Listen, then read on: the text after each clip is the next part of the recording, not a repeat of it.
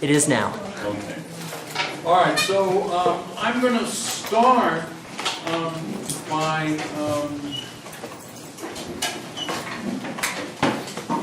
clarifying or repeating, I should say, one of the points that Roy Glauber made in his colloquium on Friday.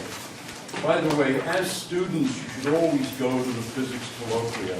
Now, if there's a colloquium where you think the guy is just using jargon and you can't, he doesn't make any effort, or she doesn't make any effort for you to understand, just sit there for 10 minutes, get up, walk out, and don't bother to close the door quietly.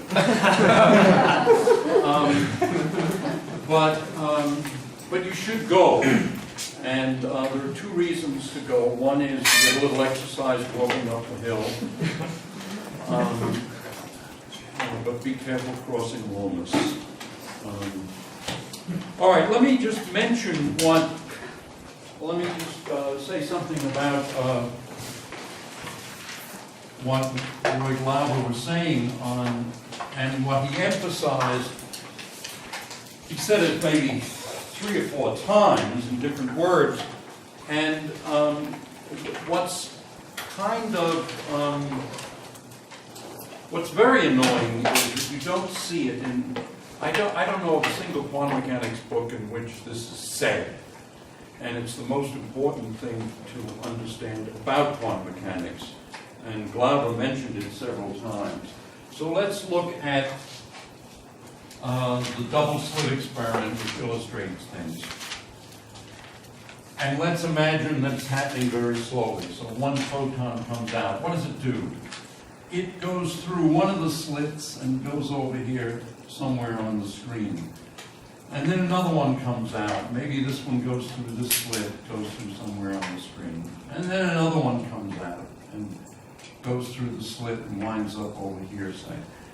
One slit or the other. Now, first of all, what is a photon?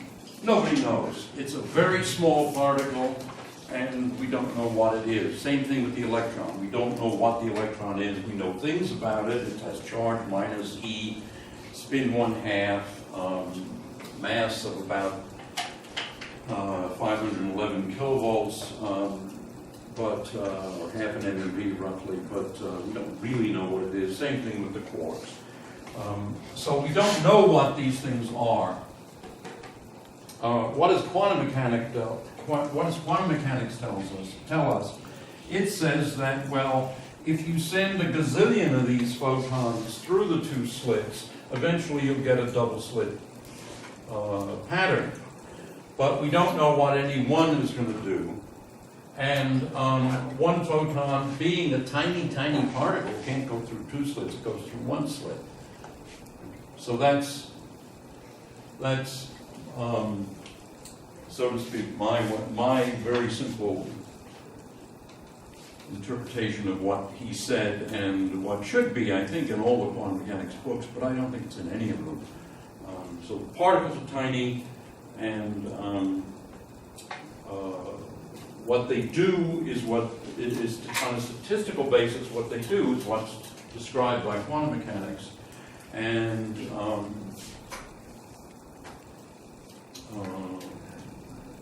so is there a question? Maybe I left something unsaid. I'm sure I have. A question about his lecture. What? A question about his lecture. He said if you line the plates up double mirrored, and you shine light from the top and the bottom, it either goes to the top or the bottom. Was he talking about a photon or a whole beam? Yeah, well, look, now you're getting into something that's a real detail of his experiment, of his talk. I think we have the video online. You can watch it 100 times. And I think he was talking about if he was talking about the Mach-Zehnder interferometer, which I think is what you're asking about. Why don't you guys talk about it after class, because we really do need to get through some mathematics. This is a math physics course as opposed to quantum mechanics course, although I put in a lot of quantum mechanics because it's intended for physics graduate students. All right, we were talking about derivatives of, we were talking about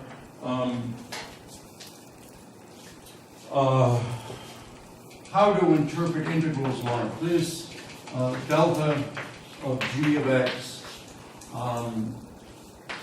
f of x dx, and we said in the case in which g has a number of simple zeros, the answer is that you sum over the zeros, and if the zeros are f0k, you divide each one by g prime at x0k.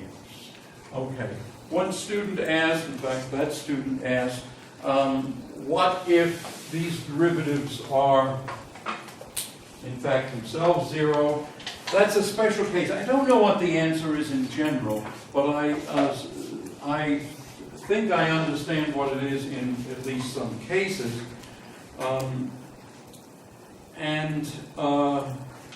What I'll say in general is that when g has degenerate roots, okay, so it's like delta of x cubed, say, where x equals 0 is a triple root of x cubed, then the answer, I think, involves derivatives of delta functions. And in fact, what I think is probably true is that delta of x cubed is something like 1/6 the second derivative of the delta function. But there may be other terms that are less singular. So, but I haven't worked this out in complete detail, so let me just say that I'm pretty sure it involves derivatives of delta functions. All right, let's not pursue that any further now. So let's go back now to the Dirac comb, which we derived in the previous chapter a couple of weeks ago. And the Dirac comb is that you have a sum k equals minus infinity to plus infinity e to the minus I kx over 2 pi. I'm not sure why I used k here, but k are integers here. And this is a sum, L equals, well, I guess I was thinking of L, k and L. Minus infinity to plus infinity delta of x minus 2 pi L. So this is the Dirac comb.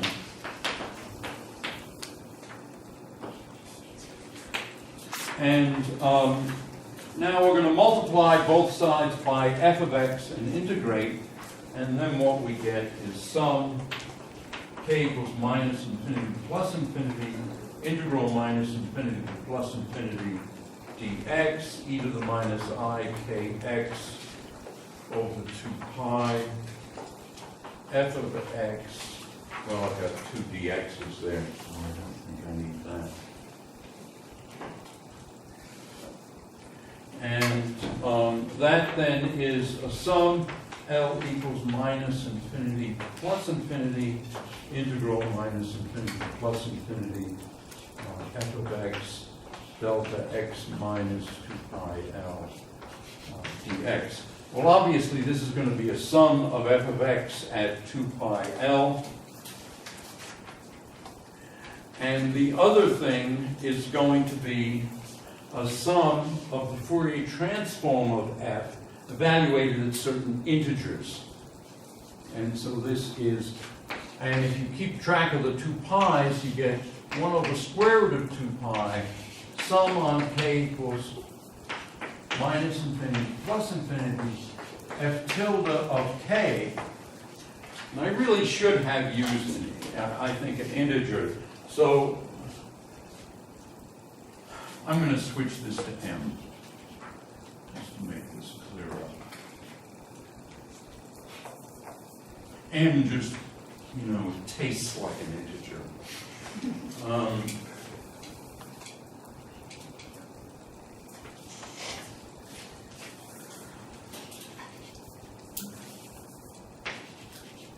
Okay, so that is equal to a sum L equals minus infinity to plus infinity f of 2 pi L.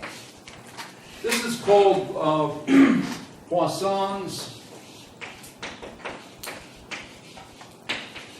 summation formula, or let me just say sum formula. And it's an interesting formula, and it's not just a curiosity, it has some utility. So this is the sum of the function at space by 2 pi is the same as the sum of its Fourier transform spaced by integers. And we can have a stretched version of it. The stretched version is square root of 2 pi over L is a sum on m equals minus infinity to plus infinity f tilde of 2 pi m over L is the sum L equals minus infinity plus infinity f of little l, big L. Sorry about that, but any questions? Is that a root 2 pi over L is equal to that? Or is that just root 2 pi L times? It's L times L. No, but right there, you wrote under Poisson's sum formula, root 2 pi over L is equal to the sum. Oh, Christ, sorry. I don't know, it's just It's a multiplication. something wrong with my neurons. Okay, fair enough. Times. Okay.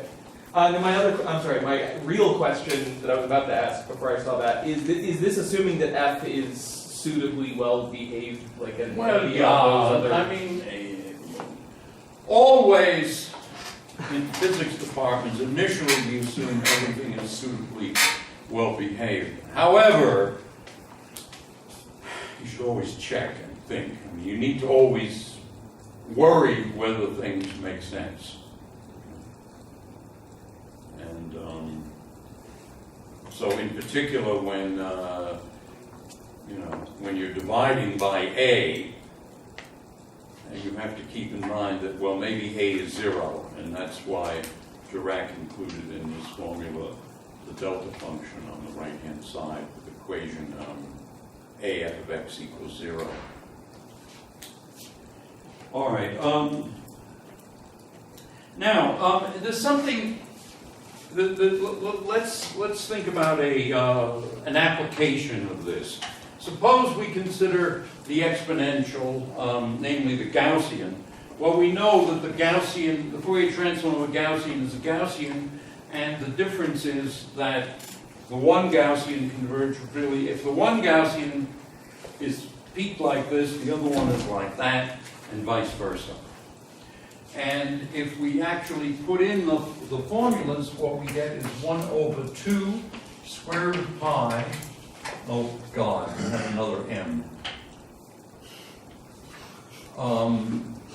Okay, sum, I need another integer. Let's say n equals minus infinity plus infinity e to the minus n squared over 4m squared equals sum L equals minus infinity to plus infinity e to the minus 2 pi L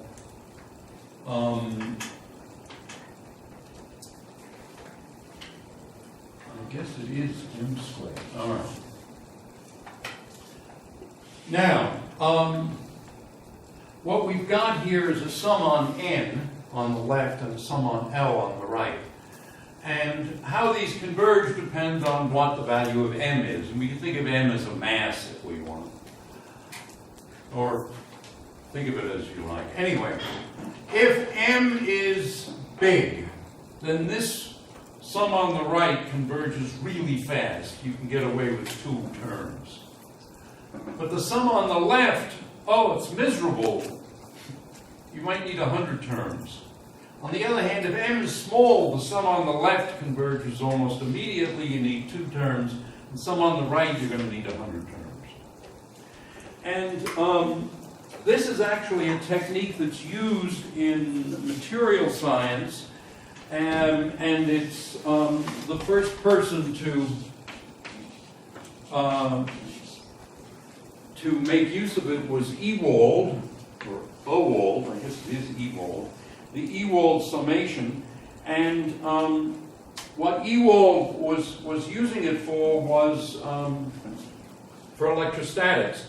Electrostatic effects fall off as, if they're energies, they fall off as 1 over r, or maybe 1 over r squared.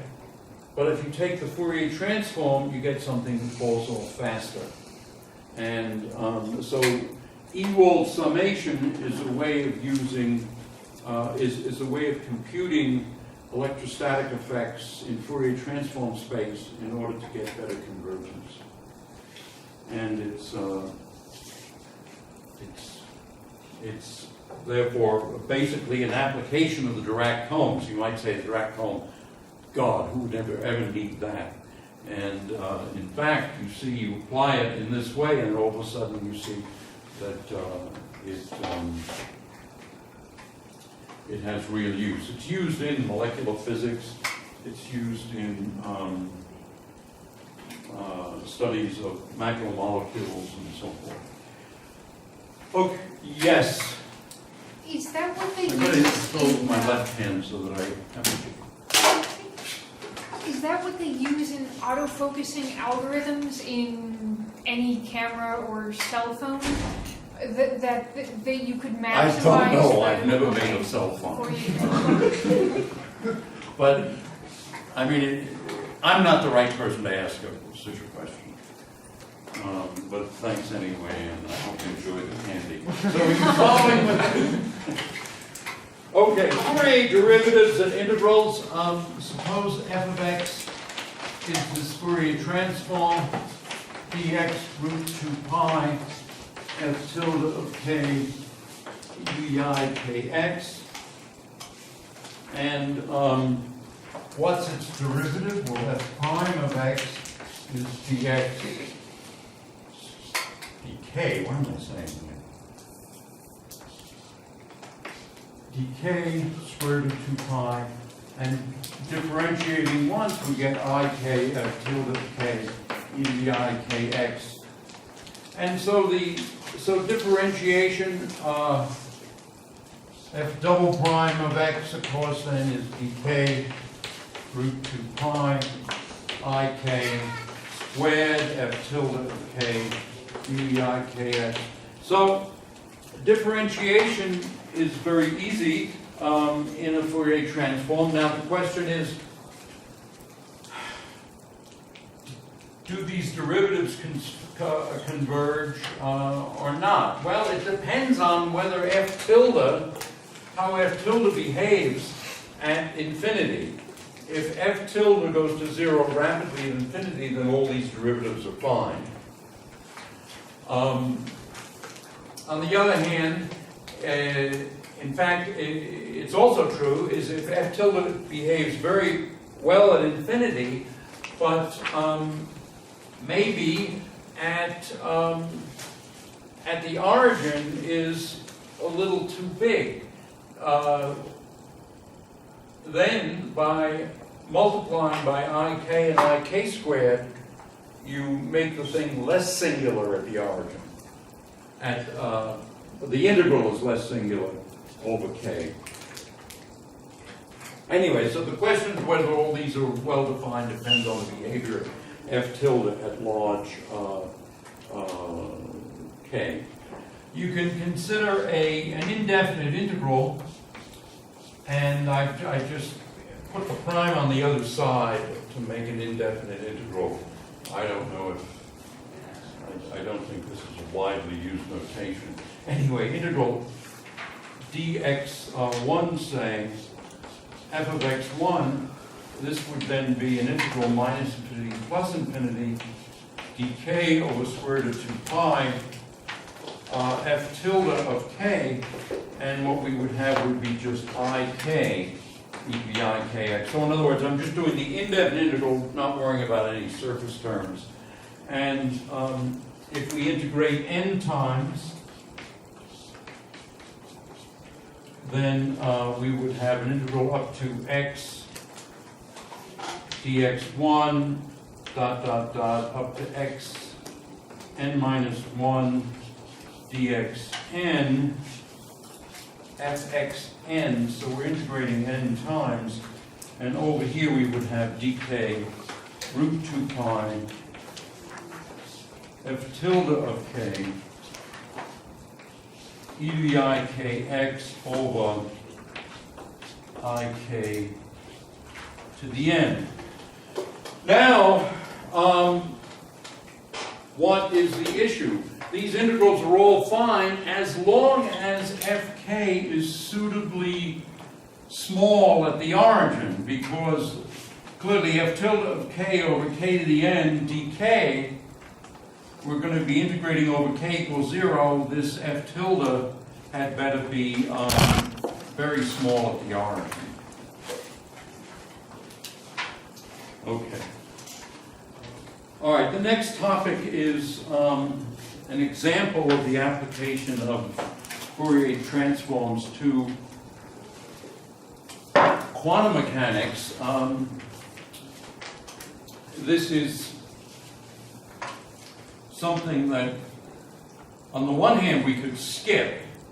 On the other hand, it's probably good for people taking quantum mechanics for the first time, maybe to see this twice. So I'm a little, just what do people think? Do they want to see this section, or should I skip it? All right, I get one vote. This is almost like an art auction. People have these subtle signs. I mean, it won't hurt my feelings if you say, let's skip it. I mean, I want to see it. all right, another person. Okay. All right, so psi of x is this wave function that tells us what the amplitude is for a particle to be at the point x, and it's the absolute value of that squared dx that gives the probability of the particle being in that region of space dx. This thing we can write as a Fourier transform. We're talking in one dimension here for simplicity. Psi tilde of k e to the I kx dk over square root of 2 pi. Okay, now that's the way a mathematician would deal with the Fourier transform.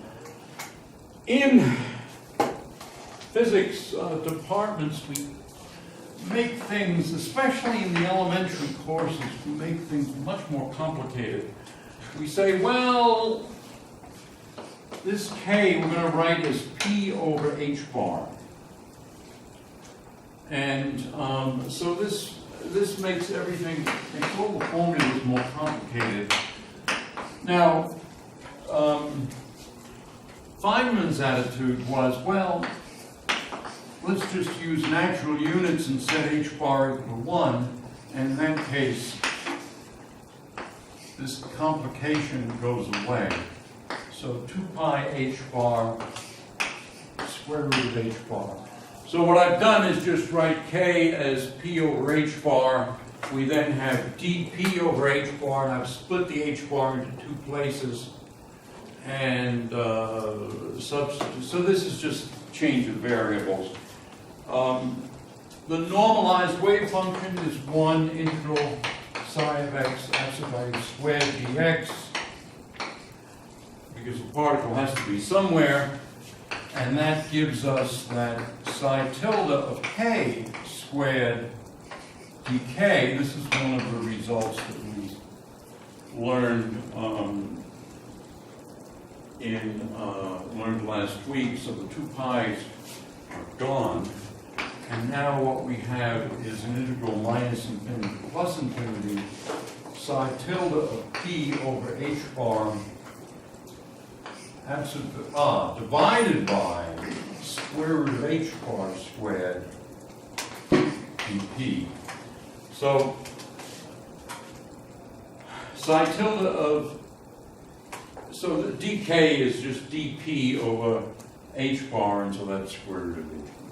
Anyway, So now, thinking in Dirac notation, what we can say is that this is the inner product of the state with itself, which is an inner product of psi x with x psi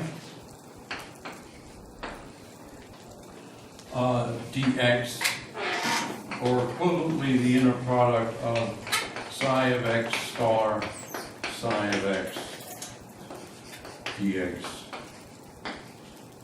like that. We can also, though, think of it, if we now think in direct terms, this is also an integral of psi with the p states, the momentum eigenstates. And this is then an integral. And now I'm going to use, instead of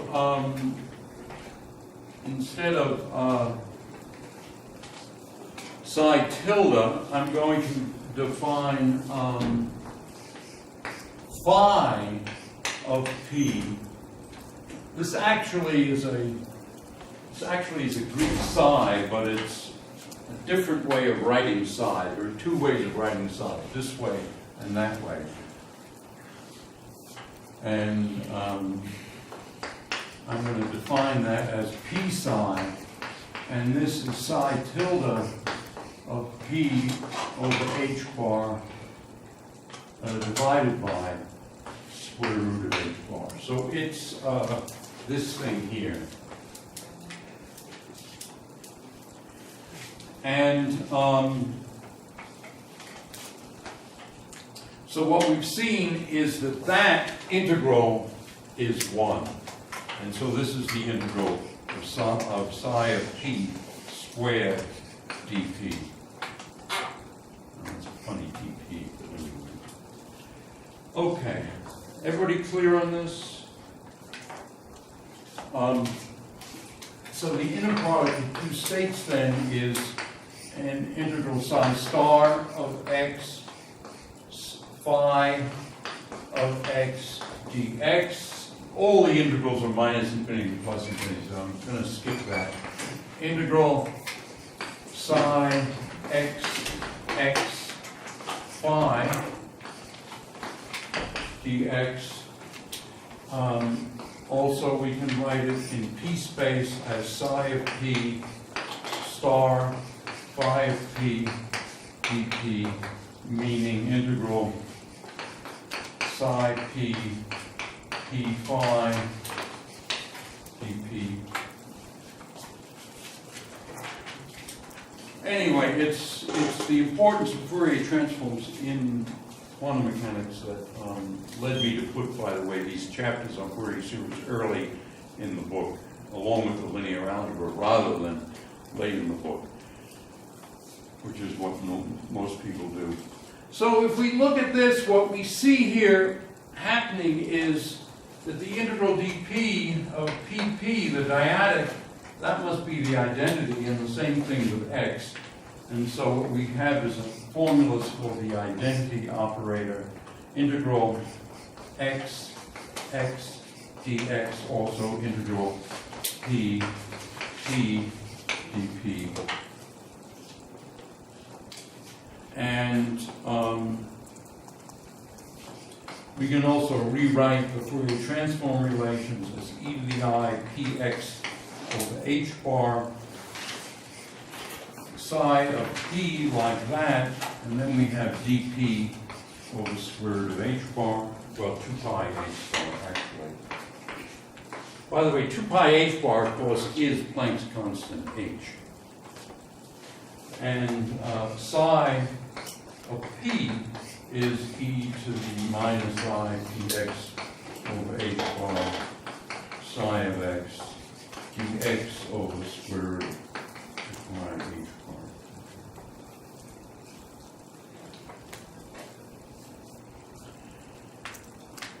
Okay, we can sort of rewrite this as x psi and as x p. There's a certain amount of redundancy here in this section. And then this thing is then integral e to the I px over h bar square root 2 pi h bar psi of p dp, so it looks like that. And so what we can do is we have an identity then, namely that xp is e to the I px over h bar divided by the square root of 2 pi h bar. So in other words, just looking at these two things here, we already have this being that, and consequently this thing here is just that. And that's consistent with the delta function relation, delta of x minus y, which is the inner product of the position eigenstates x and y. You can think of this as xp, py, dp, and this is then integral e to the I px over h bar square root of 2 pi h bar for this one, e to the minus I py over h bar square root of 2 pi h bar dp, and of course this is just integral e to the I px minus y over h bar 2 pi h bar dp. And if we change variables back to k, we just see this is e to the I k x minus y dk over 2 pi, and that's what we had previously been thinking of as the delta function.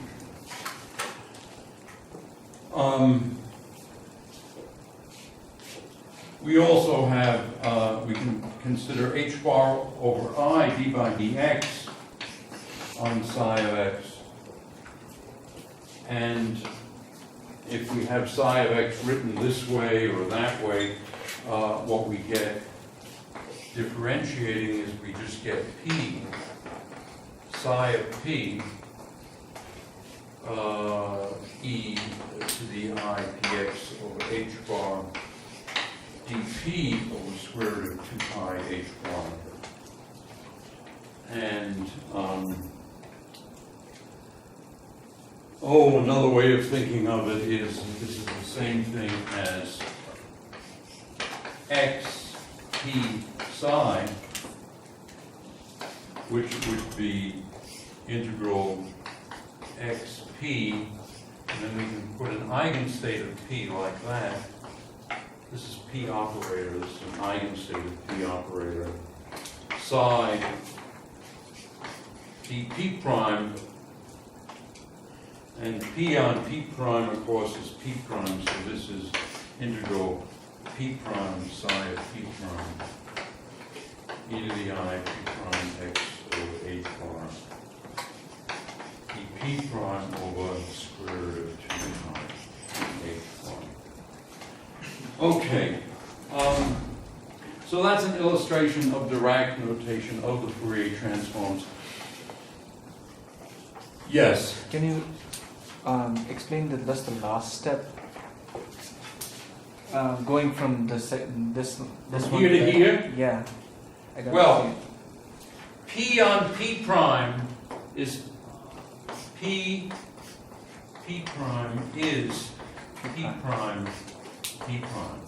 Yes. So that pulled out the p prime. Yeah. And so we have then p prime x p prime e to the I, p prime x p prime x p prime is e to the I p prime x over h bar. That's this thing divided by the square root. From there. Yeah. And then we have this is that, and Okay. Yeah.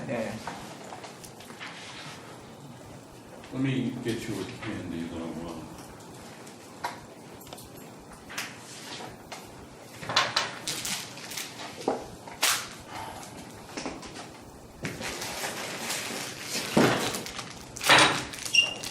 Any other questions?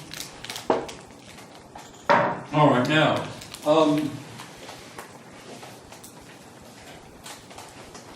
So I once again hesitate. I'm happy to do example 3.6, the uncertainty principle, or we can skip it and you can read it on your own. What do you think? Okay, I got one skip it. Any more skip it's? Yeah. All right. Okay, so, but do please read it on your own. Don't just skip it. It also has some definitions of mean value, which, by the way, is a terminology that Gell-Mann prefers because the physicists are talking about the expectation value. Let's just garbage English and just stupid. So let me just say, the mean value of an operator A is, in some states, is psi A psi, or equivalently, if you have a density operator, it's trace of rho times the density operator. That's a sensible expression. Okay, so I'll skip over example 3.6, but just urge you in the future to avoid the abominable expression expectation value.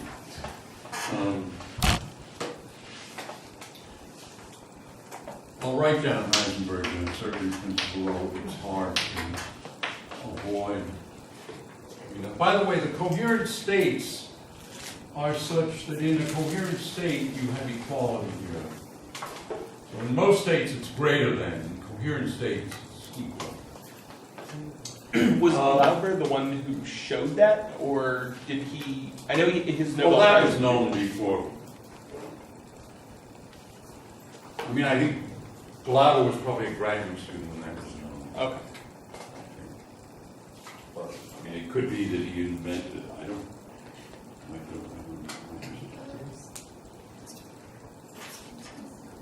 Okay, let me now define something else which is so short that I'm not going to skip it. Suppose P of X is a probability distribution. So it would be normalized to unity over its range. Its Fourier transform, often written as chi, sometimes written as P tilde of k, is just defined as the Fourier transform, EPI-KX, P of X, dx. And this is called the characteristic function.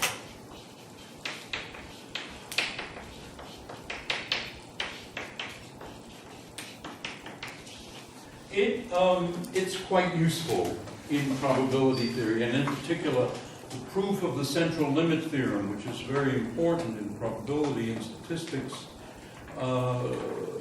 is very simple when done in terms of the characteristic function. The expected value or the mean value of a function f of x is, of course, the integral f of x, p of x dx, and in particular the expected value of the nth power of x is, of course, x to the n p of x dx.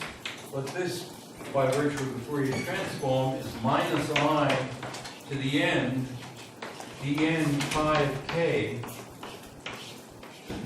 dk to the n evaluated at k is 0. So the characteristic function gives you immediate access to the moments of the probability distribution. The moments are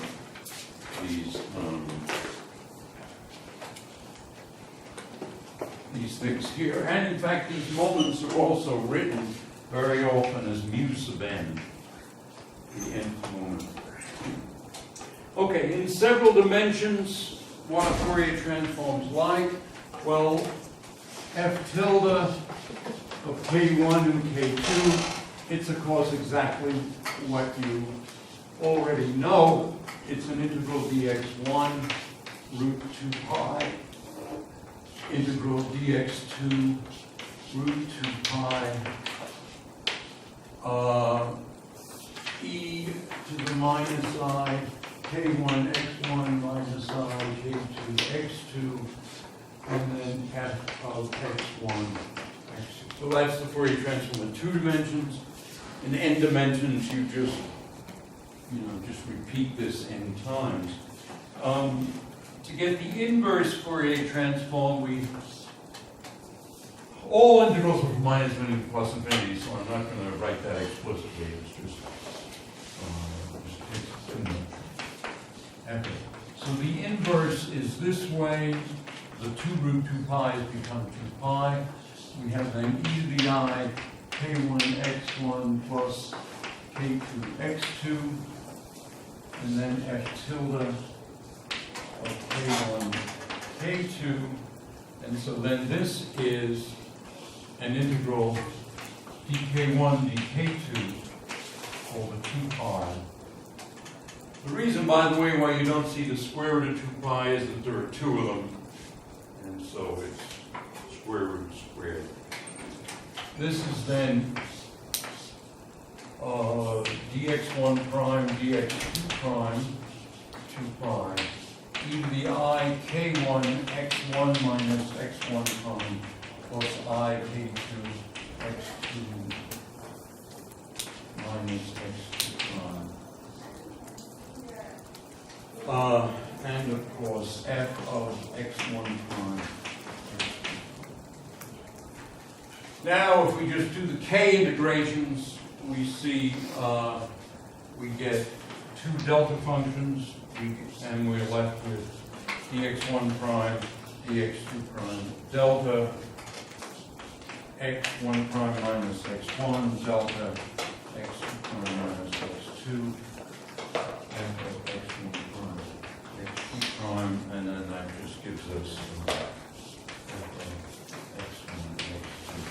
so in other words, the formulas that take you from the function to its Fourier transform and then back again to the function via the inverse Fourier transform, they're just the same as in the case of one variable, you just compound the formulas basically. For the case of n variables, well, it's the same thing.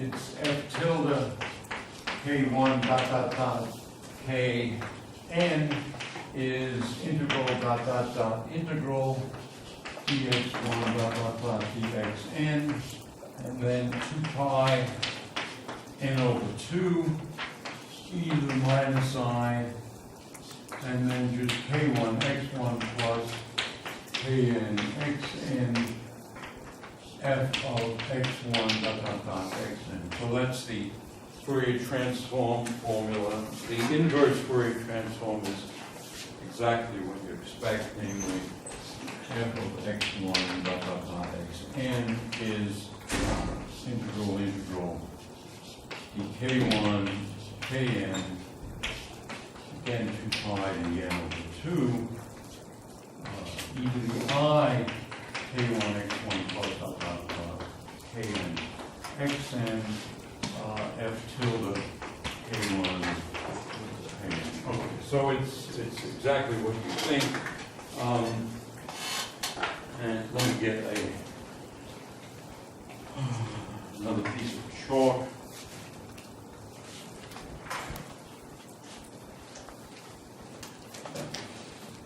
I'll tell you as I walk back here, one of Chesterton's observations. He said, democracy is like blowing your nose. You may not do it well, but you have to do it yourself. Chesterton had a way with words, no doubt about it. Okay, so this is our F. In the case of stretched intervals, what we have is 2 pi. Okay, so first of all, this was Fourier transforms in n dimensions. Now I've got the Fourier transform in n dimensions. Suppose we have the Fourier series formula. How do we, the Fourier series formula, how do we approximate the function in terms of the Fourier series?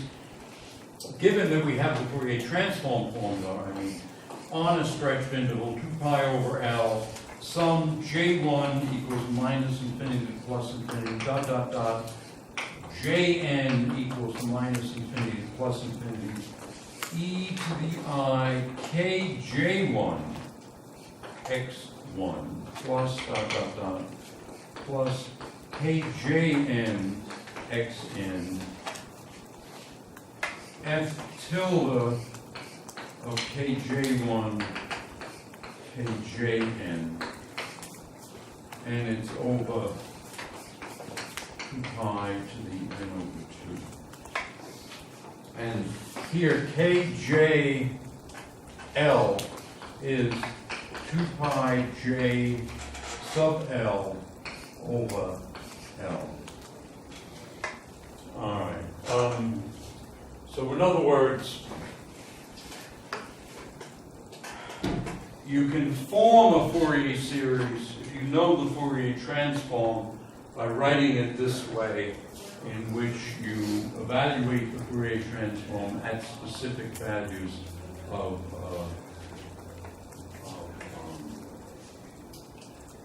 the Fourier transform variable k. In particular, if we have, if we're in 3 dimensions, it's 2 pi over v, 2 pi cubed over L cubed, which is the volume, then a sum J1 equals minus infinity to plus infinity, same thing J2, same thing J3, e to the I kj dot x f tilde of kj over 2 pi to 3 halves. And so that's how you can go from Fourier transform back to Fourier series. One example of a Fourier transform is I'll just write it. It's the Feynman's propagator. It's e to the I k dot x d fourth k 2 pi to the 4th, and here we have k squared plus m squared minus I epsilon. So this is I think I'll just leave it at that. But this is the propagator for a spinless particle going from the origin to point x. But something very similar is used for photons. It's just that you need, you would have a Kronecker delta in there. Yeah? I just have a question about that. Does that mean, since we're doing... Which, when you say that? Just what you just wrote down, does that mean all of the k's are the same in the different directions? You integrate over all 4 k's. You're integrating over K1, K0, K1, K2, K3, from minus infinity to plus infinity. Okay, so then is that k a vector, or... I only... K is a 4 vector. Okay, that makes sense then. So it's d4 k, and k is k0, k1, k2, k3. And notice this thing here is a little bit tricky because k squared could be minus m squared. And when k squared is minus m squared, you could get a 0 here. That's why you have a minus I epsilon. So that's to regularize that pole. Okay. So I'm wondering if, so k is a 4 vector, so k squared, would that be k dot k?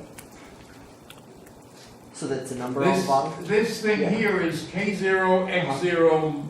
Yeah. Well, actually, it's k dot x minus k0, x0. So I'm using the But I'm wondering about k the dot case- x is in the notation I'm using. What about the k squared on the denominator though? Because the Same denominator, thing. Same thing. so that's k dot k? Yeah, yeah. Okay. but in this sense. Okay. No pun intended when you said okay. Yeah. All right, so I'm out 2 candies here. Let me, Well, I thought that dot was a sub-1. okay, so we had, you were one of them asking? And you were the other, okay. All right, the next topic is really important. So if you were sleeping through this part, time to wake up. I would say smell the coffee. By the way, the reason coffee smells so good is that the flavor from molecules are very small molecules, and they easily evaporate. The lesson then is if you want your coffee to taste anywhere decent, after a few minutes, don't keep it hot. Let it cool off, and then it'll taste okay. These stores that give you boiling hot coffee, it's been sitting 20 minutes, 30 minutes, 2 or 3 hours, 212 Fahrenheit, guaranteed a flavor molecule left in the cup. Why I go on with these tangents. All right, so what is a convolution? F star G, that's the funny notation that's apparently convention. It's integral minus infinity to plus infinity dy over root 2 pi, and then f of x minus y g of y. So this is just the definition of a convolution. It turns out it's symmetric. It's the same thing as g star f of x. And to see why this is true, let's write this thing by setting z equal to x minus y. Then dy is minus dz, so this is minus integral dz, and now we're going though from infinity to minus infinity, over root 2 pi, f of z, g of x minus z, y being x minus z. And so this, of course, is changing the limits and getting rid of the minus sign. We get dz over square root of 2 pi, g of x minus z, f of z, and of course this is g star f at x. Okay, so the convolution is by construction symmetric. Now, you might say convolutions look strange, and frankly, I've been looking at them for 50 years, and they still look strange to me. But they occur all the time in physics. And they occur often in this way. Let me use this space here. F of x, for example, might be an integral g of x minus x prime, s of x prime, dx prime. So what is it? There's a source at x prime. We integrate over the source. Then there's a function g of x minus x prime that tells us what the effect of the source is at point x. I write it as capital G because the person who popularized this first was George Green, and so there are 2 reasons for writing G. Notice something about this. Suppose we displace the source translationally in space by A. Then what we would have would be, let us say, we would have something like x prime minus A dx prime g of x minus x prime integrated, but now we could replace x prime by x prime plus a. That would put a minus a here.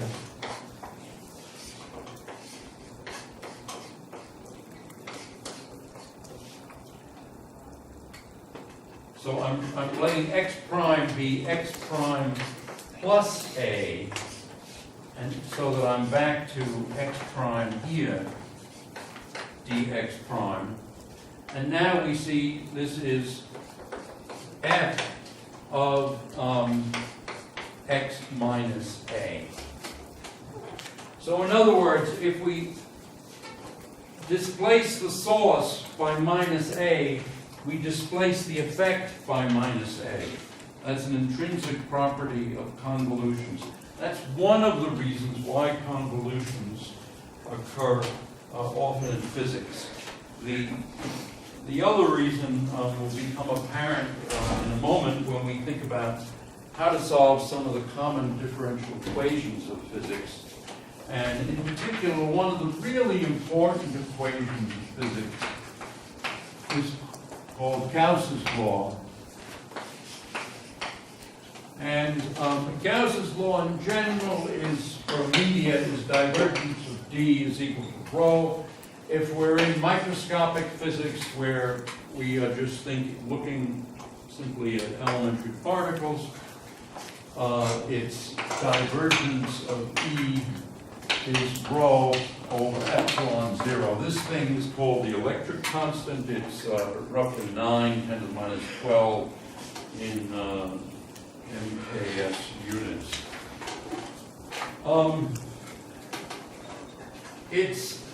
It's one of the things, by the way, that can confuse students. It can even confuse professors.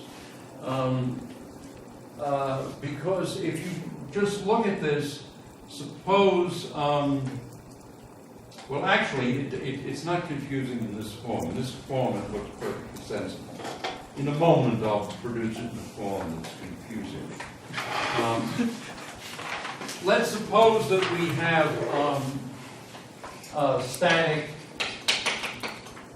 charges and fields. Then, in fact, E is just minus the gradient of some scalar potential. Otherwise, it would be a time derivative of the vector potential added in.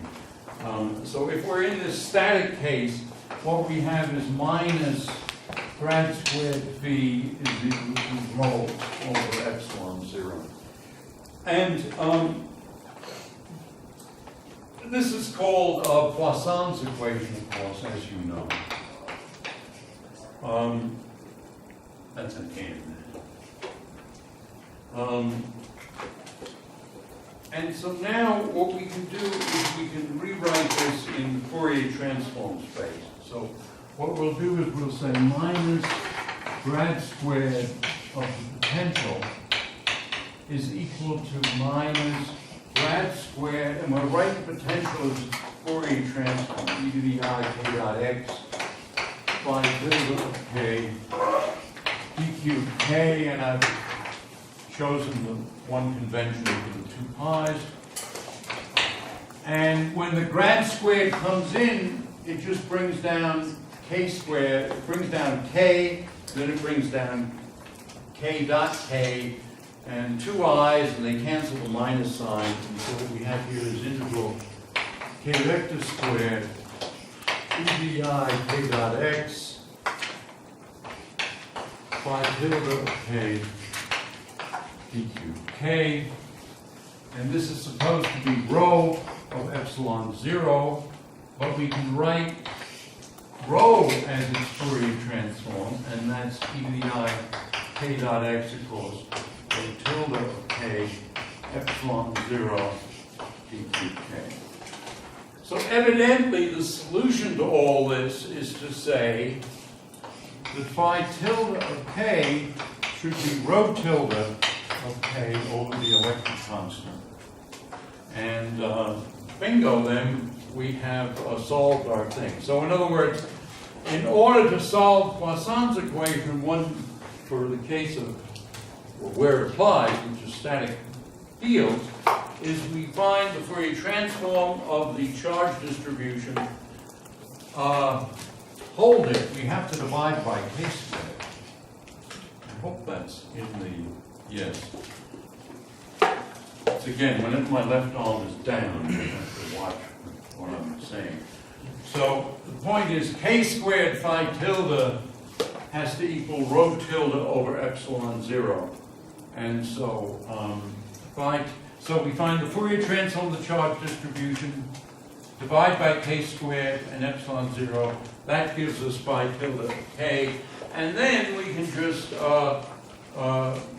do the integral. We can say, well, phi is just the integral of that. In other words, phi of x is just simply, we go back to real space, phi tilde of k d cubed k, and then this is integral e to the I k dot x, rho tilde of k, epsilon 0, k vector squared,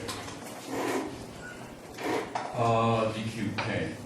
So this is how to solve the Poisson's equation. Generally, you just take the Fourier transform of the charges, divide by k², do the Fourier transform, and then you're done.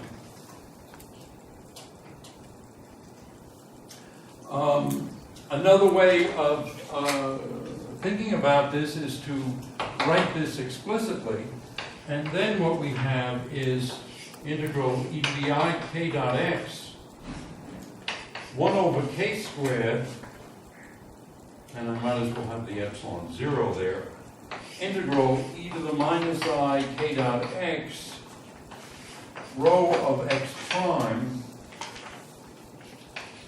d cubed x prime d cubed k over I cubed. So this is the full business, namely that this gives us the Fourier transform of the charge distribution, divided by the electric constant at k², take the Fourier transform again, and we get x. Equivalently, we can write this as an integral g of x minus x prime, rho of x prime over epsilon 0, d cubed x prime. Where g, what is g? G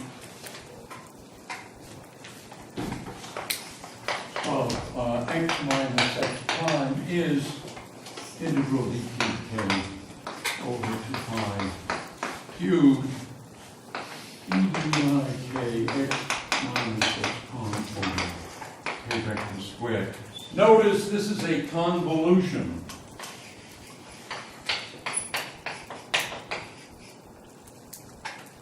And g is called the Green's function.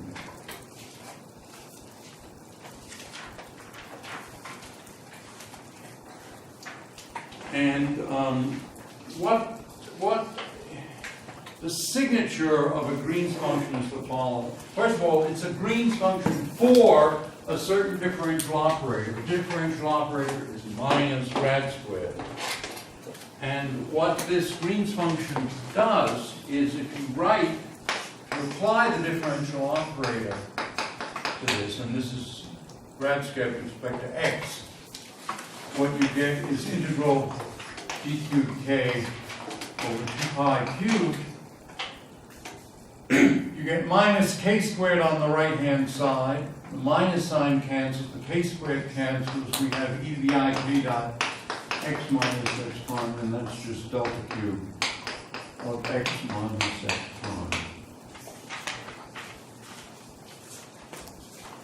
So that's that was Green's trick. Now, I can't imagine that Green's knew about Dirac's delta function, since he was living about 150 years before Dirac. But he figured this stuff out using Fourier's, I assume using Fourier's work, I guess. I don't know. I'm not in this line at all. Okay, let's compute this g of x. G of x minus x prime is integral d cubed k 2 pi cubed e to the I k dot x minus x prime over k squared. Well, we just do this sort of basically by brute force, 0 to infinity dk over 2 pi squared. We choose coordinates in which, for the k-axis, for the k coordinate system, the z-axis is the vector is in the direction x minus x prime. We can then do the phi integration. That gives us 2 pi, and what we're left with is integral minus 1 to 1 d cosine theta e to the I k absolute value of x, or the length of x minus x prime cosine theta. Theta is in other words, k dot x minus x prime is absolute value of k, or length of k, length of x minus x prime cosine theta. We can do the theta integration, and we get 0 to infinity dk over 2 pi squared e to the I k x minus x prime in absolute value minus e to the minus I k x minus x prime absolute value divided by I k x minus x prime, which is, so this is d cosine theta, so this isn't a sophisticated integral. We just have to divide by I k absolute value of x minus x prime. And now we can see this is simply related to a sine, and so this is 1 over 2 pi squared x minus x prime. And what's left is 0 to infinity sine of k times x minus x prime over k dk. And this is another one of these curious cases where you just do the simplest thing and you get almost the whole answer. What's left is just some number. It's just some number because if you let k be k over absolute value of x minus x prime, that cancels everywhere, and so this is just the same thing as 1 over 2 pi squared x minus x prime integral 0 to infinity sine of k over k dk. This is a somewhat non-trivial integral. We'll come back to this integral in the chapter on complex variable theory, which is an indication of why that's important, complex variable theory, namely you can do things like this. In any event, we solve for g, and what we get is 1 over 4 pi x minus x prime. And so our final formula for the electrostatic potential at x due to a charge distribution rho is 1 over 4 pi epsilon 0 integral rho of x prime over x minus x prime vector d cubed x prime, something you saw when you last studied electrodynamics. Notice this is a convolution.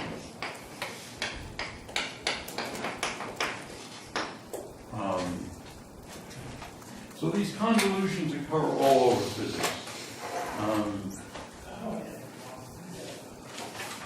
Actually, Green was born only about 50 years before Dirac, not 150. Yeah.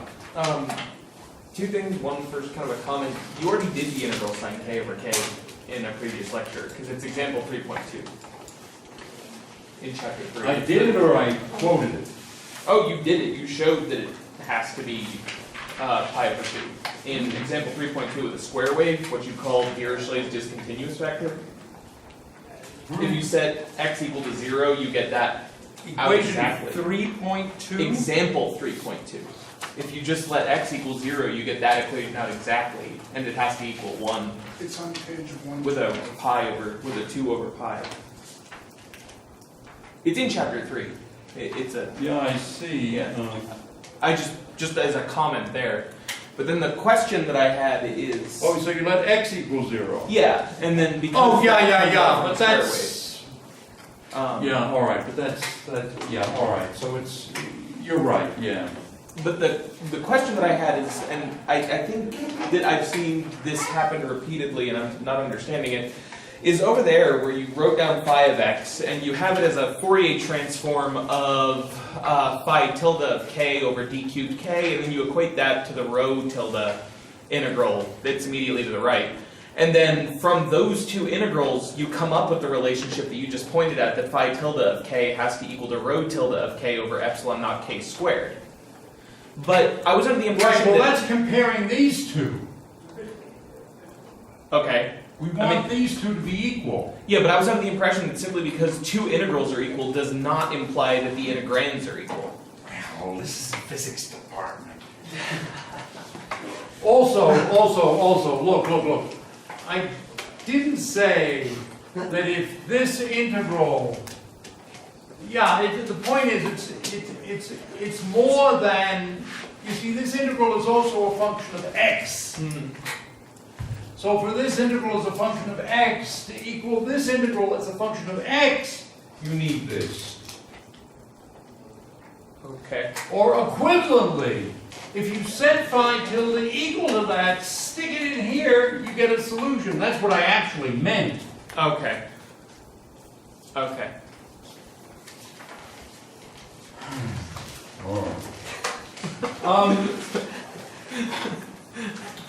All right, let me quickly do the magnetic vector potential. We're sort of out of time, but the class arrived so late that we started 5 minutes late. So, not that I'm blaming you, I tend to be late for everything. Okay, magnetic induction. One of Maxwell's equations is del dot B equals 0, which is true unless there are magnetic monopoles, at least on a microscopic level. And since the divergence is 0, we can say that the curl of A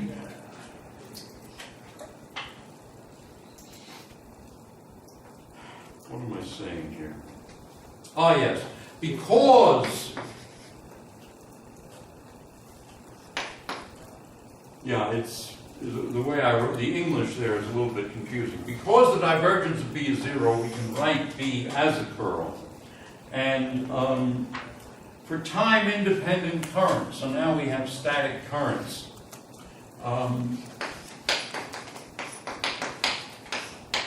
I'll have J be the current. What we have is the law of Ampere is the curl of B is mu 0 J. And mu 0, as you know, is 1 over the electric constant times c squared. And so if we're in the Coulomb gauge is the physical gauge for low energy electrodynamics, divergence of A equal to 0, then what we have is that the curl of B is the curl, so in other words, this is the law of Ampere. We then have that the curl of B is the curl of A, and there's a vector identity which gives that as the gradient of the divergence of A minus grad squared A. This vanishes in the Coulomb gauge. And so we have as our equation minus grad squared A is mu 0 J. And by using exactly the same analysis as I did for Poisson's equation, we find that the Fourier transform of A is equal to mu 0 times the Fourier transform of the current divided by k vector squared. And then we also find that A, the vector potential at X, is mu 0 over 4 pi integral d cubed x prime J, the current density at x prime, divided by x minus x prime. And so once again, we have a convolution.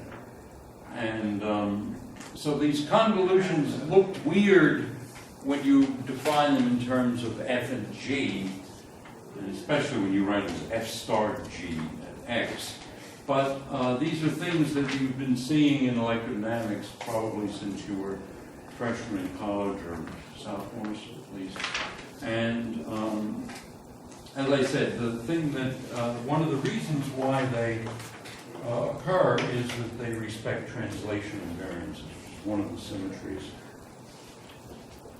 All right, I think I'll stop here because I think we just started 5 minutes late. Yeah, there's 5 minutes. Do you have the worksheet? Okay, so Can I get a copy of that? Yes, I can do it now, right now. Okay, yeah. It has 3.602, but I can email.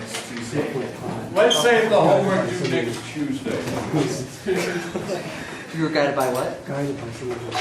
So can somebody turn off the camera? Yeah.